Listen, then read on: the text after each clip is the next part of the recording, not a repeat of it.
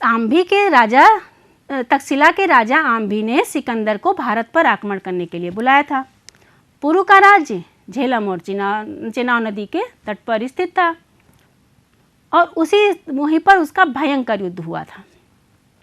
इस युद्ध में जब देखा पोरस ने कि सिकंदर की सेना आ गई है, तो पोरस अपनी सेना से बोला, सिकंदर को मैं अपने भूमि का एक टुकड़ा भी नहीं दूंगा। उसने किस तरह बात अपने सैनिकों में उत्साह भरा, उसने कहा, सैनिकों, सिकंदर को मैं अपने भूमि का एक टुकड़ा भी नहीं जीतने दूंगा। सिकंदर और पुरु के सेना के बीच में भयंकर युद्ध हुआ। पुरु की सेना ने बहुत युद्ध किया, लेकिन सिकंदर की सेना से हार गई और इस युद्ध में सिकंदर की सेना ने पुरु के किले को बहुत नुकसान पहुंचाया और पुरु के घायल हाथियों में भगदड़ मच गई है, अपने आप को भी बताया। इस युद्ध में पुरु की सेना को काफ़ी क्षति पहुंची और वह स्वयं भी घायल हो गया। देखिए चित्र में, देखिए आपको कैसा दिख रहा है, पुरु कैसे घायल अवस्था में दिख रहा है, उसके पीछे से तीर लगा हुआ है। तो इसी तरह वो बेचारा अपने हाथियों के ऊपर बैठा था और हार गया। वो अब घायल हो गया, घायल होकर बंदी बना लिया गया। बंदी बनाकर सिकंदर के सामने वो पेश किया गया। सिकंदर ने बड़े घमंड से कहा कि पुरु, तुम्हारे साथ कैसा व्यवहार किया जाए।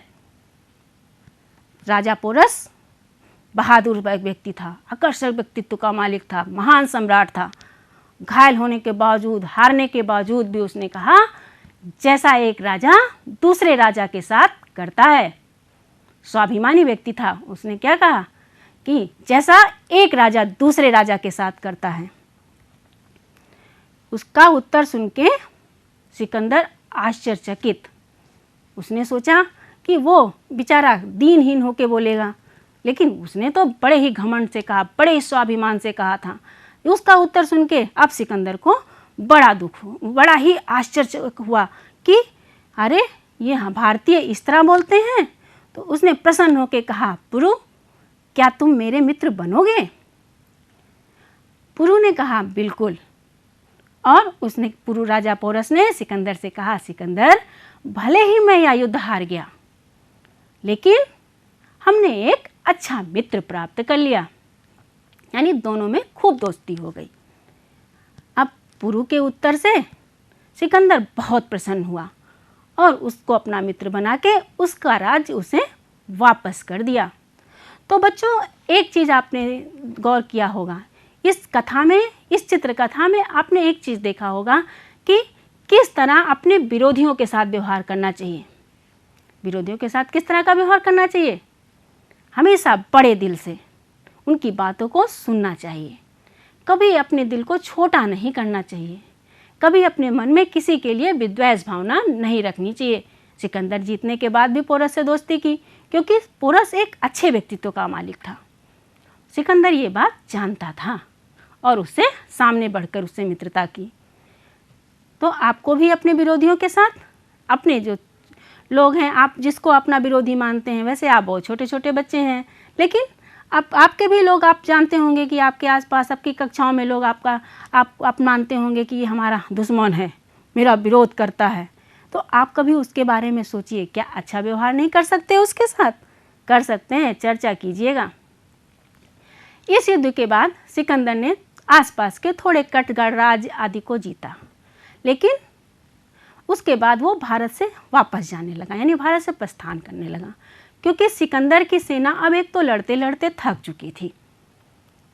सिकंदर ने अपने सैनिक से कहा कि सैनिकों, क्या हम लोग भारत के और आगे बढ़कर उत्तर भारत की तरफ, पूर्व भारत की तरफ बढ़ के क्या जीता जाए? सैनिकों ने कहा, नहीं, अब हम लोग बिल्कुल थक चुके हैं, हम लोग आगे नहीं जाएंगे। दूसरा कारण था कि जो उसके मगध के जो राजा थे घनानंद, उसकी विशाल सेना के बारे में सिकंदर के सैनिकों ने सुन रखा। जब उसको सुन लिया तो उनके लड़ने का उत्साह ठंडा पड़ गया। वो उनसे लड़ने से इनकार कर दिए। उन्होंने कहा कि मैं मगध के विशाल सेना से युद्ध नहीं करूँगा।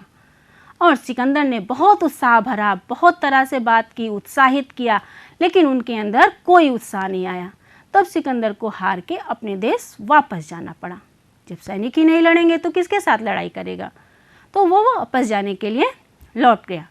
लौटने में रास्ते में उसके बहुत से सैनिक बीमार हो गए, बहुत से मर गए।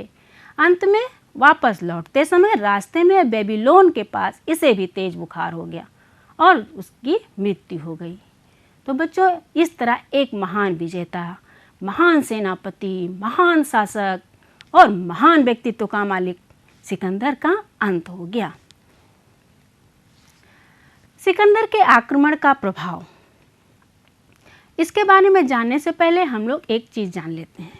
किसी भी चीज़ का जब हमारे देश में या हमारे परिवार में ही कोई व्यक्ति आता है, कोई परिवार आता है, तो उसका प्रभाव हमारे ऊपर ज़रूर पड़ता है, कुछ अच्छा कुछ बुरा। उसी तरह सिकंदर भी जब बाहर से आया तो हमारे देश पर कुछ तो प्रभाव डाल के गया। कुछ इतिहासकार इसको एक ऐतिहासिक घटना ही मानते हैं और कुछ इसके विषय में मौन हो जाते हैं। कुल मिलाकर यह अगर देखा जाए तो प्रत्यक्ष रूप से हमारे देश पे सिकंदर के आक्रमण का कोई प्रभाव नहीं पड़ा था, लेकिन अप्रत्यक्ष रूप से बहुत सारा प्रभाव पड़ा। जैसे सिकंदर के साथ युद्ध में यूनानी लेखक भी आए हुए थे और वो लेखक अपने साथ सिकंदर के आक्रमण की तिथियों के बारे में अपनी पुस्तकों में वर्णन किए, जिसके आधार पर हमारे देश की भी तिथि निर्धारण में आसानी हो गई। और उसका कारण ये हुआ कि हमारे देश के इतिहासकार भी तिथि निर्धारण करने लगे। इसके अलावा हमारे देश पर उसके सांस्कृतिक प्रभाव बहुत पड़ा।